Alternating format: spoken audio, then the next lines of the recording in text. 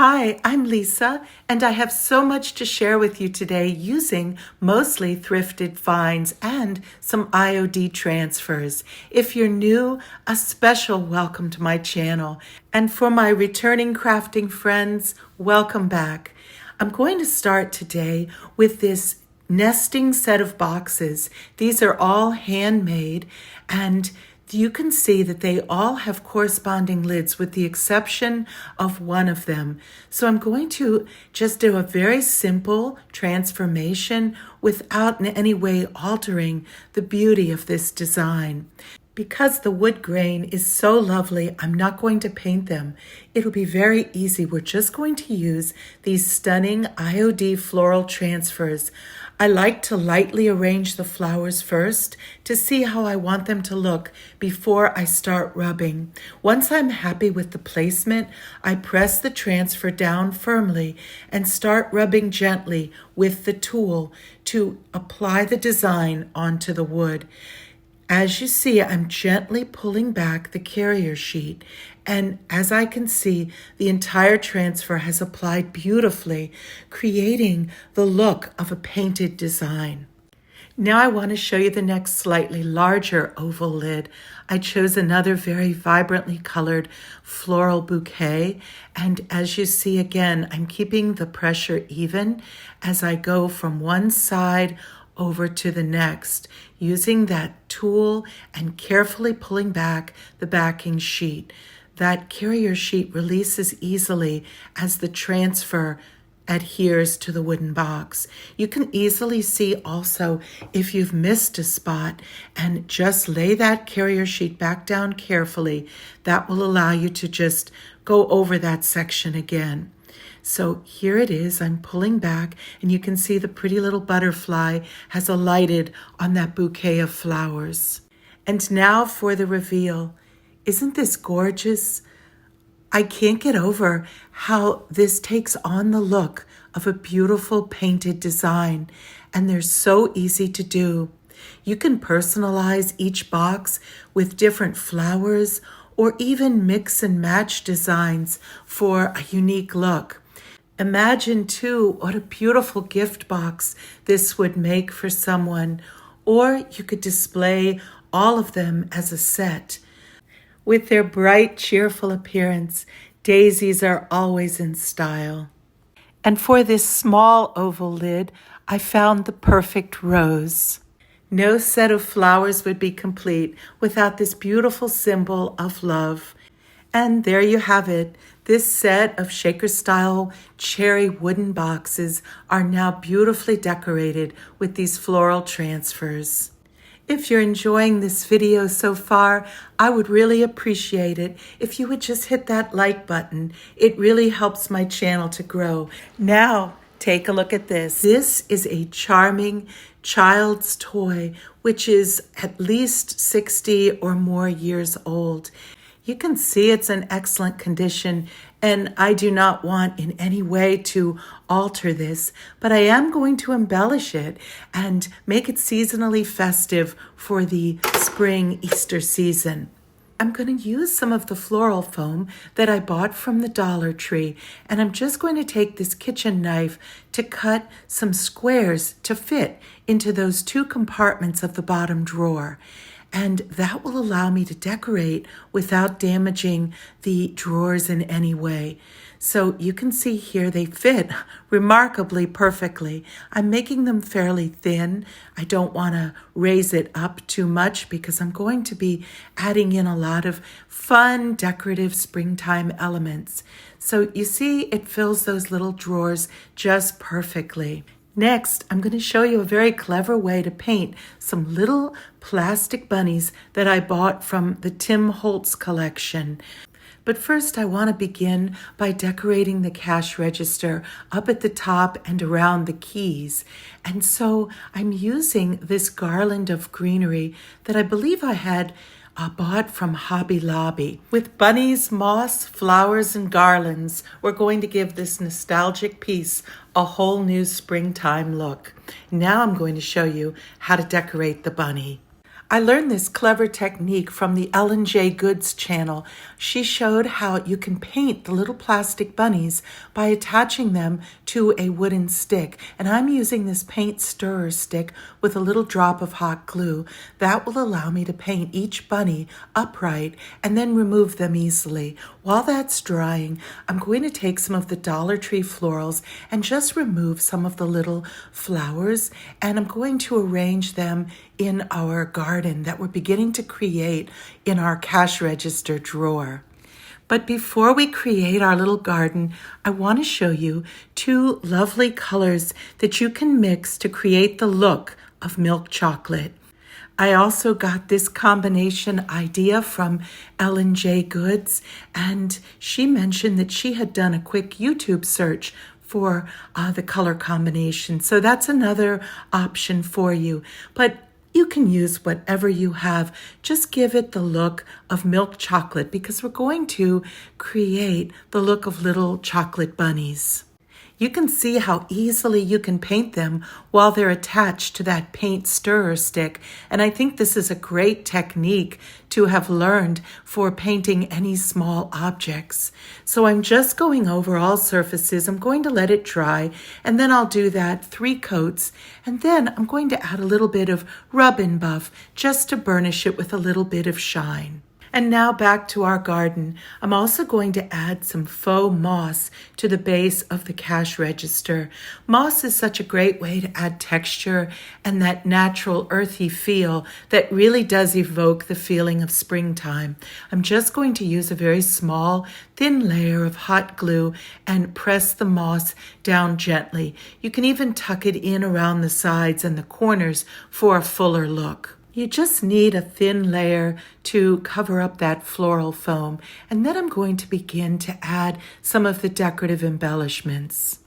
As you see, I'm also allowing some of that garland to just kind of weave its way through so that it makes a nice transition. And now you can see that the bunnies have dried. I'm adding a second layer of that paint mixture, and you can see how it's really taking on the look of chocolate. And I'll make at least a couple of these, probably more, because I have quite a bit of paint mixed up. And I would like to scatter these bunnies in the garden and on the cash register. I also have some little carrots from a package I had bought at Dollar Tree. So I'm going to nestle those down into that floral foam as well. I had some of this white wood fencing left over from my Christmas gingerbread village that I made, and I thought it would be cute to kind of define the back of the garden and add another bit of visual interest and dimension. Adding spring flowers is so easy. Dollar Tree has a wide assortment, and you can mix any flowers that you love. I chose some little purple and white blossoms and have tucked them in among the moss, as well as putting a cluster behind the little white fence. Now I want to show you how easy it is to color some little mini Easter eggs to scatter throughout the garden. These are from the Tim Holtz collection. You can see what the package looks like. You can also easily create these using air dry clay. I took several and just used some watercolor paints to give them that dyed Easter egg coloring. And I think they add just the perfect embellishment in our little garden. You can see I also added 2 little bottle brush trees to create a background, and I draped them with some beaded garland. You can let your imagination take flight as you create these little vignettes in unexpected places. I had other little embellishments in my stash, and it was fun to add them in for little pops of color and surprise. So there it is. A charming vintage toy turned into a sweet springtime decoration. It's so much fun to bring the beauty of the outdoor inspiration into our homes. For the next fun project, I'm using some lace that is not vintage, but the technique that I'm going to show you would work beautifully on vintage lace as well. I'm going to show you a really fun technique for creating little Easter baskets out of lace doilies. These are from Amazon, but you can find these also in thrift stores, antique stores, and other places. I'm using a bottle of the Elmer's glue from Dollar Tree. You can find these bottles of white Elmer's school glue at Dollar Tree for $1.25. And you can see I've pretty much dumped out the entire bottle into this flat pan. I'm adding in some water just to thin it slightly, and I'm wearing some thin plastic gloves so that I can really get in there and mix that glue and water together. Once I have a nice blended mixture, I'm going to take one of those lace doilies and dip it, and you'll see I want to get a nice saturation. So here you see I'm taking that first one and just immersing it into that water glue mixture, flipping it over, smoothing it out, allowing the glue to really penetrate that fabric. And then after I get that fully saturated, I'm just going to squeeze out any excess and smooth it out. Now, as you see, I'm using an empty, rinsed out plastic container as the mold. I'm smoothing that doily over the back side of it and centering it so we have a nice base. And then, as you see, the doily kind of wants to ruffle on its own. So just allow those ruffles to go in place, forming them with your fingers. And then I'm using these craft clamps from the Crafter Square at Dollar Tree to hold those ruffles in place. This is going to need to dry overnight.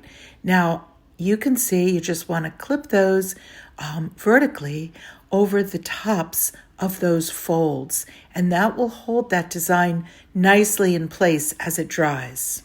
I'm carefully setting the first one aside so that I can dip the next doily. And as you see, that first doily absorbed a lot of the glue mixture. Fortunately, I had just enough left to saturate the second doily. But that gives you an idea of how much glue this requires. I thought it would be fun to go to an antique store and find some antique pieces of lace and maybe even make some larger baskets using this same technique. But for now, I'm starting with these small ones, and you'll see just how charming they turn out. So here I have an empty butter container that I've washed out, and this will be our second mold. And we're going to just, as you see, lay that doily right over the back side, allowing those folds to develop, and then we'll go ahead and clip those in place as well. Before recycling these empty plastic containers really work perfectly as forms to create these very nice basket shapes. These little basket designs have now dried. I let them sit on the counter overnight, and I'm going to show you just how cute these are. You see they pull off easily from the bottom, and you can see now they have a nice rigid form while still having a very charming, almost vintage kind of look. I'm removing the clips on the second one here, and you can see that held those little folds and pleats nicely in place. And turning it over, it pulls right off. And just look at that. Isn't that a beautiful design? There's so many ways that you can use these for the Easter season and beyond. You can see how pretty it looks, filled with some pink and gold shred with a little faux chocolate bunny perched on the top. The candlesticks are demonstrated on my channel. Those are another fun project. And here I'm showing you an egg that I decorated using a technique with a napkin and some bling from Dollar Tree. As we enjoy the beginnings of the spring season, it's such a blessing to be able to take inspiration from God's palette of beautiful spring flowers and to bring some of those designs into our own homes. I hope you'll consider subscribing if you haven't already. I appreciate you watching. I'd love to hear your comments below. Do take care, and God bless.